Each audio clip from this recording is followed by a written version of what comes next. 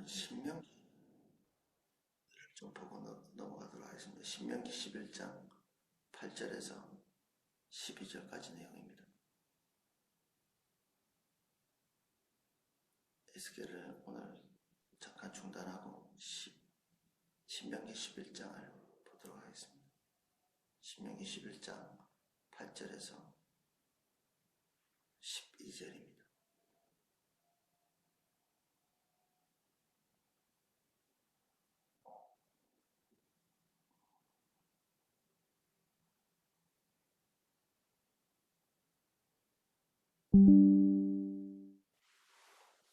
자, 내용을 읽어보겠습니다.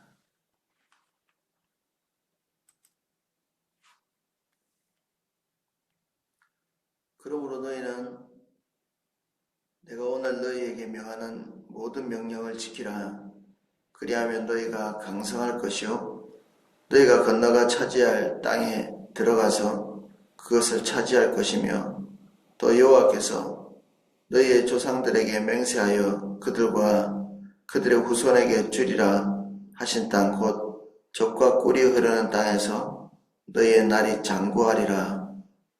내가 들어가 차지하려는 땅은 내가 나온 애굽 땅과 같지 아니하니 거기서는 너희가 파종한 후에 발로 물대기를 제소밭의 댐과 같이 하였거니와 너희가 건너가서 차지할 땅은 산과 골짜기가 있어서 하늘에서 내리는 비를 흡수하는 땅이요 내 하나님 여호와께서 돌보아 주시는 땅이라.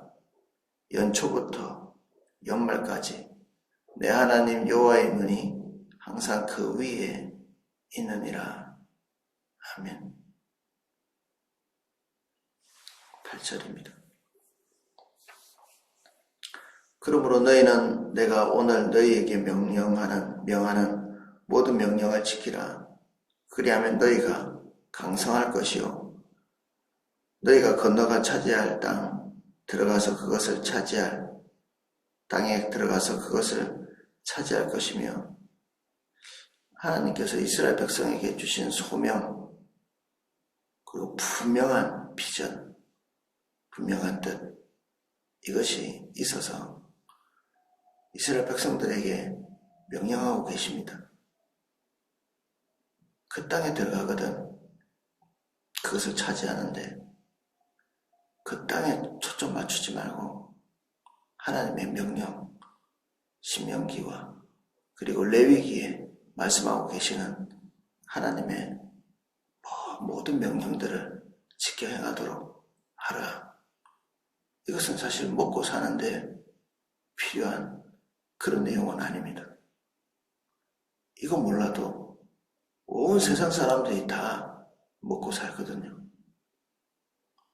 이 레위기와 신명기의 말씀대로 살아야 하는 이유는 그들이 하나님 앞에서 출애굽할 때부터 가지고 있던 큰 소명 그것이 있기 때문입니다. 그들은 그냥 먹고 사는 사람들이 아니라 하나님의 제사장 나라가 되어야 되는 그런 소명을 가지고 이집트에서 나온 거죠. 이 구조가 똑같이 우리가 봤던 에스겔에 나옵니다. 그들은 장차 이 모든 포로 생활에서 해방되어서 바벨론에서 탈출할 것인데 그들이 가지고 있어야 될 생각은 이제 육신에 먹고 마시는 것이 아니라 하나님의 큰 소명을 어떻게 관철하면서 살 것인가. 근데 신약에 사는 우리도 똑같은 구원과 구속과 그런 구조를 가지고 있습니다. 우리가 예수 그리스도로 말미암아 우리가 이 제2의 제3의 출애굽이라고 말할 수 있는데 여기에 우리가 구원받은 자로서 있는 이유는 먹고 살기 위한 것이 아니라 하나님의 소명을 이루기 위한 거죠. 우리의 구원 자체가 그렇습니다. 구원의 의미가 그 구원에는 하나님의 꿈도 있고 소명도 있고 하나님의 부르심도 있고 그렇습니다. 또 여호와께서 너희 조상들에게 맹세하여 그들과 그들의 후손에게 주리라 하신 땅 곧 젖과 꿀이 흐르는 땅에서 너희의 날이 장구하리라. 우리에게 별 큰 문제도 없이 길게 장수하고 삶에 굴곡진 것이 존재하지 않을 것이다. 지금 그 얘기를 하고 계시죠. 그런데 이 대전제는 앞에 8절에서 얘기한 것처럼 하나님이 기대하시는 방향으로 우리의 삶을 완전히 세팅하고 그 길 위에만 거할 때 이 9절의 말씀이 통용되는 것입니다. 앞에 전제가 하나님 뒤에 하나님께서 약속하신 이 약속의 근거가 되는 거죠. 그래서 이 우리의 환경이라는 것은 항상 가변적입니다. 생각해 보면 우리가 땅에 발을 탁 든든하게 디디고 있죠. 근데 우리가 뭐 지구를 생각하면 우리는 되게 든든한 땅에 발을 올리고 있다고 생각하지만 우리는 거의 대부분 이 맨틀이라고 하는 액체나 젤 상태의 물렁물렁한 또는 더 깊이 들어가면 액체나 기체 상태인 이런 곳에 그 위에 사과 껍데기처럼 얇은 지각 위에만 발을 살짝 올려놓고 살고 있는, 언제 이게 뒤바뀌고 그리고 무너지고 할 가능성이 항상 존재하는 그런 땅에 살고 있다고도 볼 수 있거든요. 그래서 일본같이 이런 것들이 뚜렷하게 나타나는 곳에서는 가끔씩 지진이 일어날 때 이게 좌우로 뒤흔들리는 게 아니라 위아래로 춤을 추는 땅이 마치 이렇게 물 위에 서 있어서 그냥 파도가 치는 것처럼 땅이 그런 파도가 치는,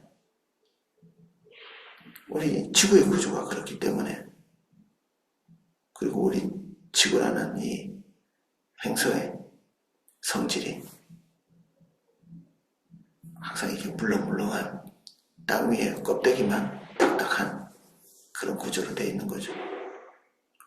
하나님께서 중요한 은혜로 이 지각을 붙잡지 아니하시면 우리의 생존조차 불가능한 우리의 지각이 그렇습니다.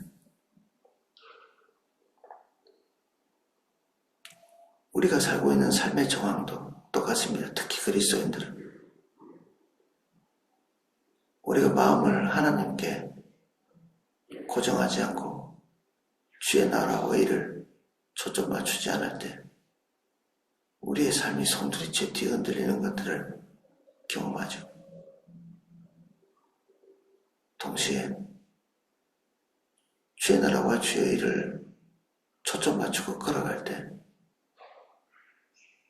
우리의 삶의 기묘한 형통, 하나님의 지지, 그리고 매일매일이 간증거리인 그런 삶을 살게 됩니다. 그리고 날이 갈수록 하나님을 더 신뢰하게 되는 일이 생기죠. 이스라엘 백성들이 들어갈 땅은 그들이 원래 살고 있던 이집트 땅과 성격이 판이하게 다릅니다. 뭐 좋은 땅, 나쁜 땅 이런 구조가 아니라 이집트는 비 한 방울 오지 않아도 농사를 잘 지을 수 있는 그런 땅입니다. 수천 킬로 밖에서부터 강물이 흘러서 그들의 땅을 관통해서 지나가기 때문에 그 강물에 의지해서, 강물은 항상 있죠. 그래서 그 물만 대서 농사를 지으면 별달리 어렵지 않게 그럭저럭 먹고 살 수 있는 것들이 나오는 땅이었습니다. 이집트가 그렇습니다. 세상 사람들은 이런 땅을 원하죠. 이런 땅에서 살고 싶어하고, 그래서 각 문명이 일어날 때마다 이집트를 차지하기 위해서 호시탐탐 놀이죠. 항상 규칙적으로 먹을 것을 가져다 주는 그 땅이 너무 좋았던 거죠. 그리고 예측 가능한 땅.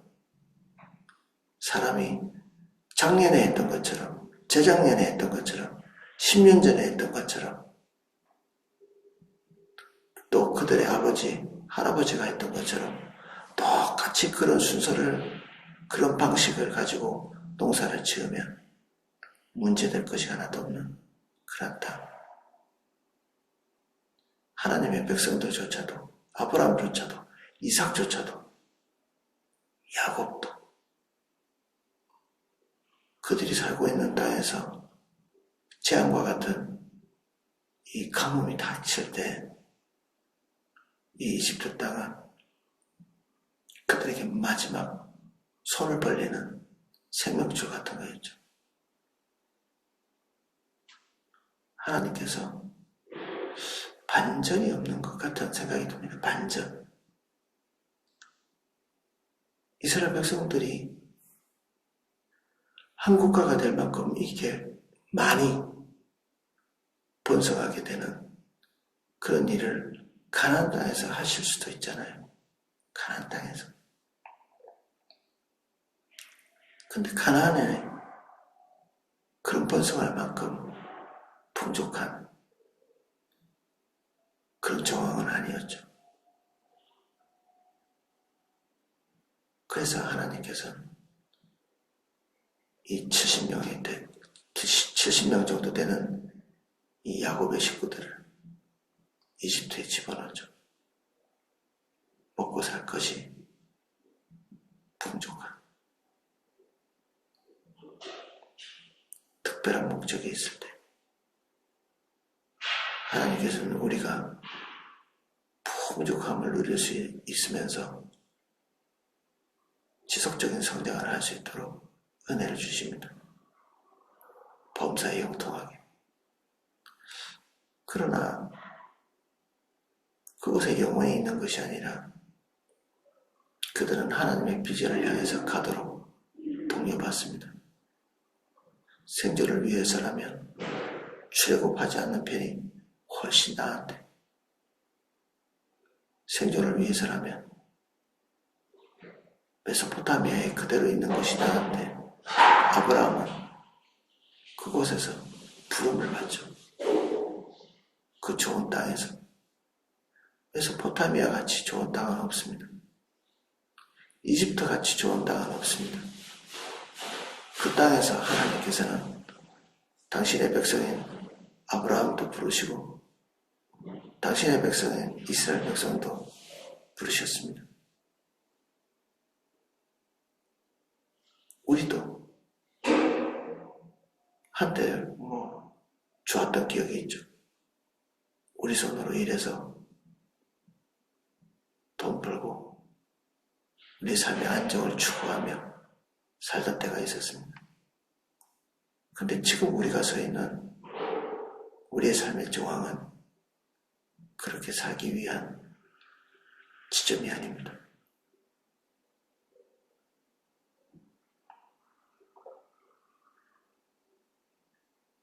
자기 자의로서, 자기 노력으로서, 자기 계획으로서 농사 짓고 먹고 사는 것이 가능했던 이집트 땅.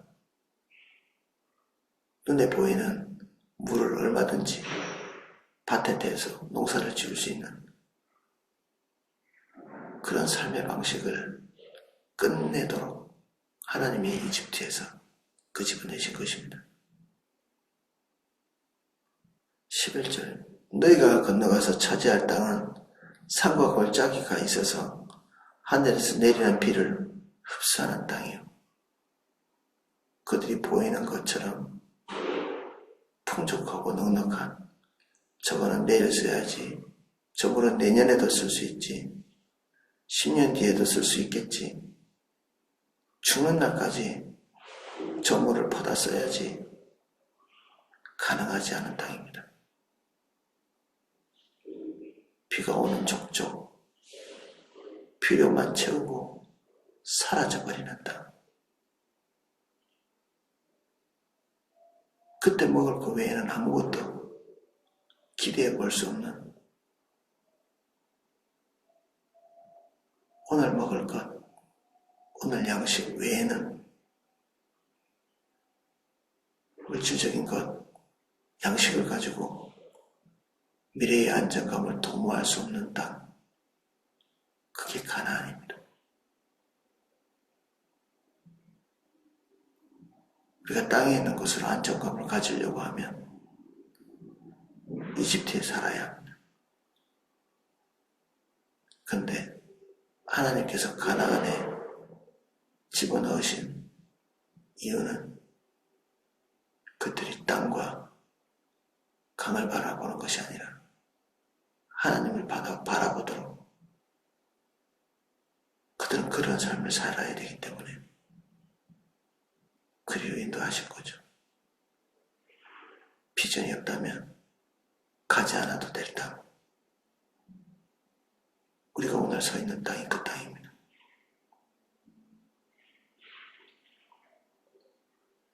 내 하나님 여호와께서 돌보아 주시는 땅이라 연초부터 연말까지 내 하나님 여호와의 눈이 항상 그 위에 있느니라. 하나님께서 이 세상 천지를 다 만드신 분이 이 가나안 땅을 주목해서 그 백성들의 필요를 사사건건 살피시고 공급하시겠다. 하나님의 시선이 그들에게 편안함을 가져다 주는 유일한 근거가 되어야 되는 땅이죠. 그렇지 않으면 살 수 없는 땅. 한 해가 시작할 때부터 한 해가 끝날 때까지 하나님의 눈이 항상 그 위에 있어야만 하는, 그때마다 움직여 주시지 않으면 입에 식량을 넣을 수 없는 그런 땅이죠. 그들이 하나님을 본다면 걱정할 것이 아무것도 없지만 하나님 없이도 든든한 삶을 살고 싶은 욕구가 하나님의 비전을 내팽개쳐도 든든하게 살 수 있는 땅을 원한다면 이 가나안은 그들에게 적합한 땅이 아닙니다. 하나님의 인도를 따라 사는 삶, 그것은 육신적인 삶을, 예전의 삶을 사는데 적합한 삶의 방식을 우리에게 주지는 않습니다.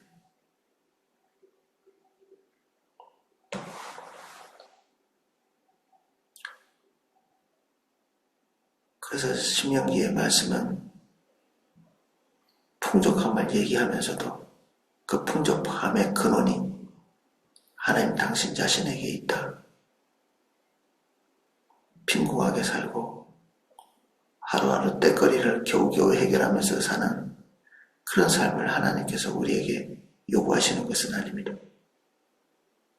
주님 가장 좋은 것을 우리에게 주시는, 그들이 제사장 나라라고 했는데 레위기의 제사장이 먹고 마시는 걸 보면 이스라엘 백성 중에 가장 빼고 좋은 것만 먹고 사는 그런 직종이었죠. 최상의 상태의 것만 공급받도록. 이스라엘 백성들이 제사장 나라에 일하면 동일한 처우가 있겠죠. 그러나 그들이 그 비전을 상실하는 순간에 그들은 생존도 가능하지 않을 만큼 위기에 금방 뭉쳐가게 됩니다. 예, 우리의 마음의 중심이 어디에 있는가? 그렇다고 우리가 다시 이집트로 갈 수는 없잖아요. 우리 마음대로 살고 싶다고 우리가 구원을 내팽개치고 다시 불신자가 될 수는 없는 거니까 지금 이 시점에서 우리가 결정해야 될 것은, 그렇지, 하나님의 비전을 최상위 가치를 두고 따라가야지. 주님과 동행하는 것이 내 삶의 유일한 목표요, 목적이었지. 이렇게 결정하는 거죠. 오늘 그것을 재결정하는 날이 되시기를 예수님 이름으로 축복합니다. 저도 사실은 똑같습니다. 삶의 구조라는 게 사람이 별달리 다를 길이 없죠. 저도 목회를 할 때 하나님이 이 말씀을 주셨는데 사실 저도 월급 봉투로 살던 사람이고 죄기를 오는 딱 그 시점쯤에 아내하고 저하고 하나님 앞에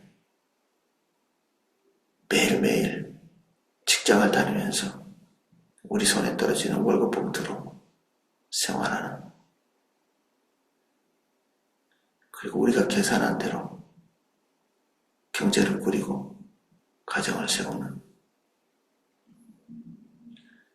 그런 보편적인, 이건 나쁜 구조는 아니지만 그런 보편적인 구조, 그것을 버리지 않으면 주님의 인도를 따라가는 것은 가지가 않습니다. 그때 우리의 삶이 그랬고, 그래서 마음의 이동이죠. 마음의 이동. 그리스도인들은 직장생활을 하지 말라는 게 아니라 그것이 내 삶의 중심축이 되면 우리는 매일매일이 고통스럽고 괴로워집니다. 피말하죠.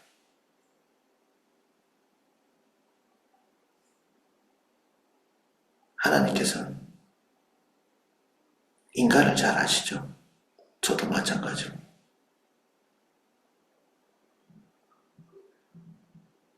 우리가 돈만 가지고 살 수 있는 그런 환경을 우리에게 절대로 주지 아니하십니다. 우리는 그쯤 되면 스며시 나태함이 들어오기 시작하고 하나님의 비전보다는 그럭저럭 착하게 사는 삶에 멈춰있게 되고 하나님의 일을 열심히 사는 것 같지만, 헌금도 열심히 하는 것 같지만 마음은 우리의 안정에 딱 고착되기 딱 좋은 종류의 사람들이죠. 우리가. 그래서 하나님께서 우리의 삶을 딱 틀어주고 계시는 것입니다. 먹고 사는 문제부터 시작해서 주님 바라보지 않으면 내일 일을 볼 수 없는,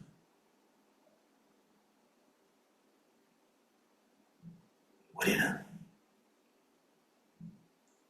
지금 우리가 있는 자리가 가장 안전한 자리입니다.